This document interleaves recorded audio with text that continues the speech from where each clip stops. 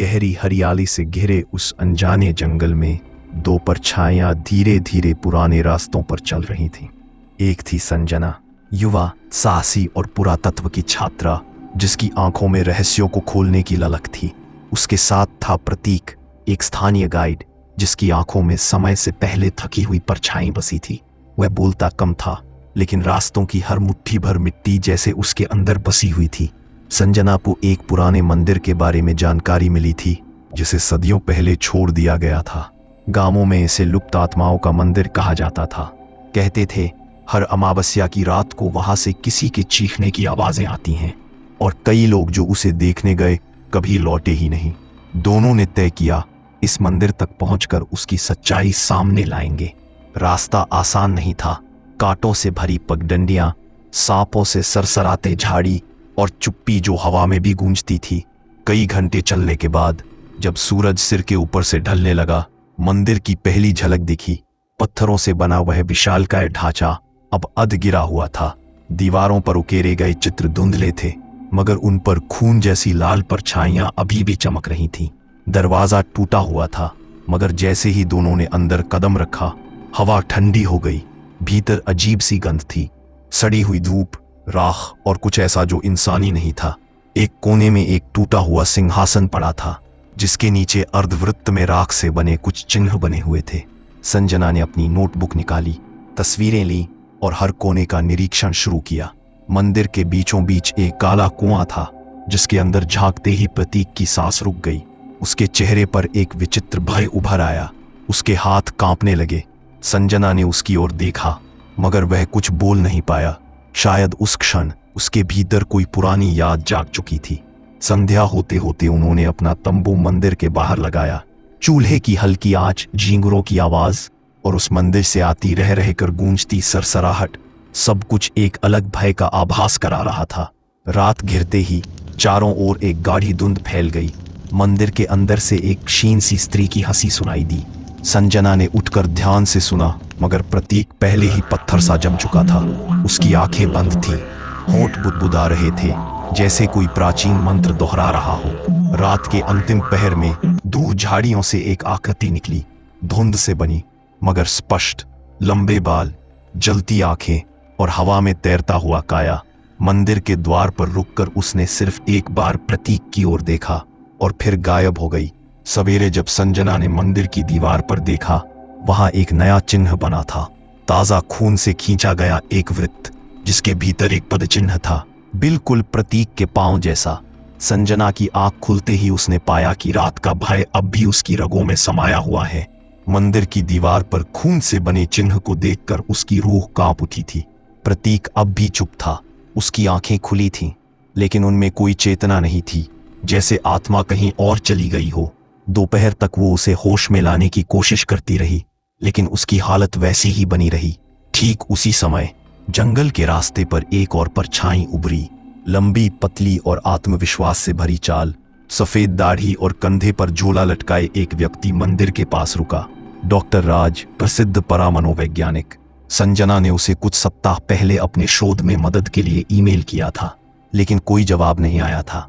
और आज बिना सूचना के वो यहाँ था, जैसे किसी अदृश्य बुलावे ने उसे खींच लाया हो। डॉक्टर राज ने मंदिर के चारों ओर चक्कर लगाया, दीवारों पर उकेरे गए प्रतीकों को गौर से देखा। उसने उस कुएं की ओर रुख किया जहां प्रतीक रात को ठिठक गया था।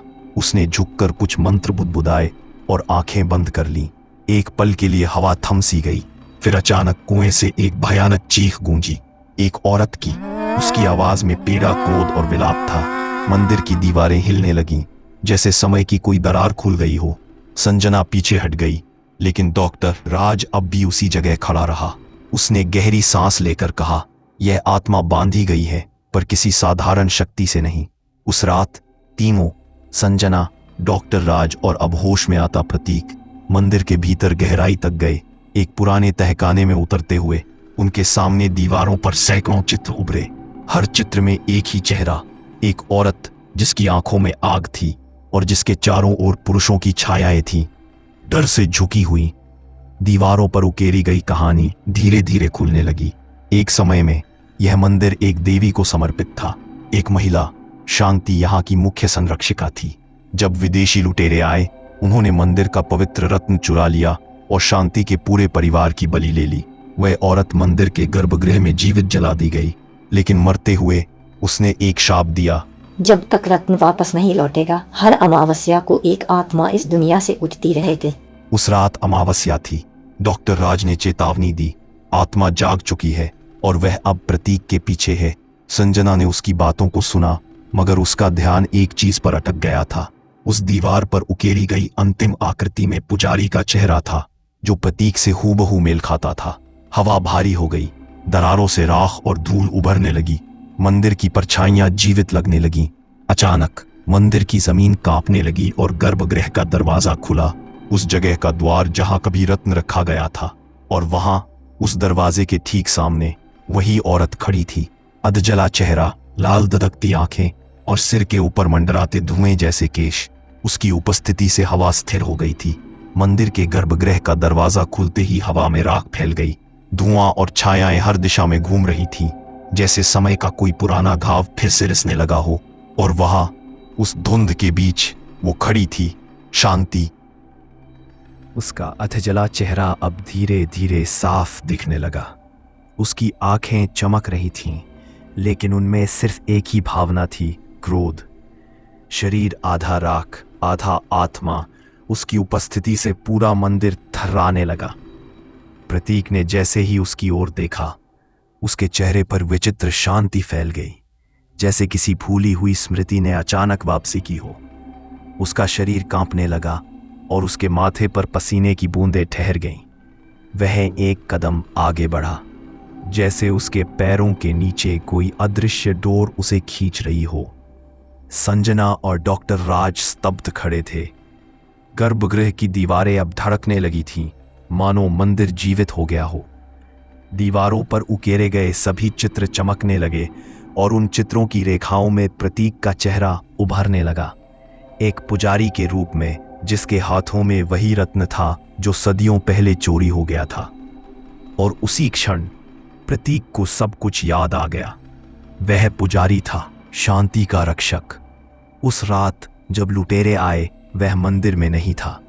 उसने प्रतिज्ञा की थी कि वो रत्न की रक्षा करेगा, लेकिन उसकी अनुपस्थिति ने सब कुछ नष्ट कर दिया। जब वह लौटा, शांति को अग्नि में जिंदा जलाया जा चुका था और रत्न लूटे जा चुके थे। उसकी आत्मा इस अपराध के बोझ तले अगले जन्म तक जकड़ी रही, और अब शांति की आत्मा उसे पहचान चुकी थी। डॉक्टर राज ने तुरंत एक प्राचीन ताम्रपत्र निकाला, जिस पर कुछ संकेत उकेरे गए थे। रत्न की वापसी से ही शांति मुक्त हो सकती है, लेकिन उसका द्वार वही खोल सकता है जिसकी आत्मा उस पाप से बंधी हो। प्रतीक ने गर्भगृह के भीतर कदम रखे।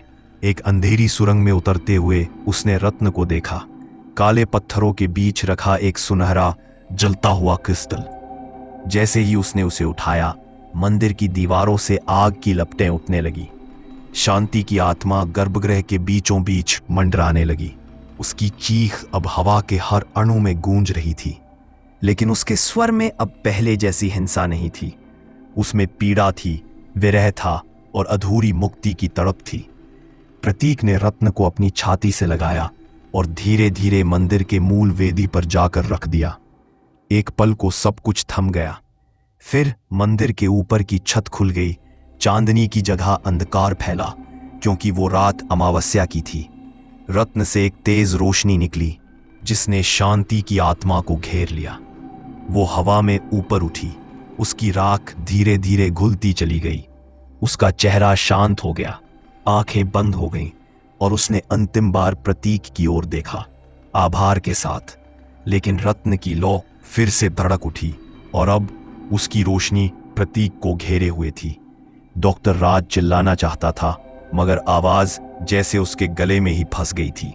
संजना भागकर आगे बढ़ी, लेकिन उसकी पहुंच से पहले ही प्रतीक की देह रोशनी में समा गई। पल भर में वो गायब हो गया। वेदिका खाली थी, हवा फिर से ठंडी हो गई थी। मंदिर शांत था। मंदिर अब शांत था, असामान्य रूप से शांत। राख की हल्की परत जमीन पर छाई हुई थी और हवा में एक अजीब सी ठंडक भर गई थी, जैसे कोई आत्मा वहां से गुजर चुकी हो। संजना अब भी वेदी के पास बैठी थी। उसकी आंखें उस स्थान को घूर रही थीं जहां कुछ पल पहले प्रतीक खड़ा था। न वहां कोई शरीर था, न कोई राख, बस एक खालीपन, जैसे समय खुद उस जगह से दूर हट गया हो। डॉक्टर राज भी चुप था। उसका चेहरा कठोर था, लेकिन उसकी आंखों में कुछ फूट चुका था। उसने वेदी के पास झुककर मंदिर की आखिरी परिक्रमा की। हर चित्र, हर दीवार, हर दरार जैसे अब शांत हो चुकी थी।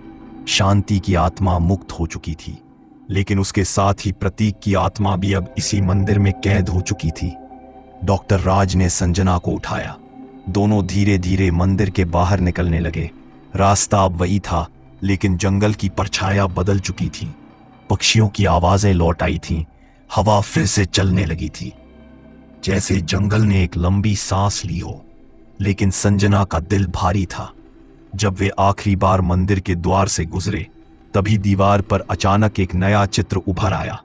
प्रतीक का चेहरा शांत, पुजारी के वस्त्र में, हाथ जोड़कर खड़ा।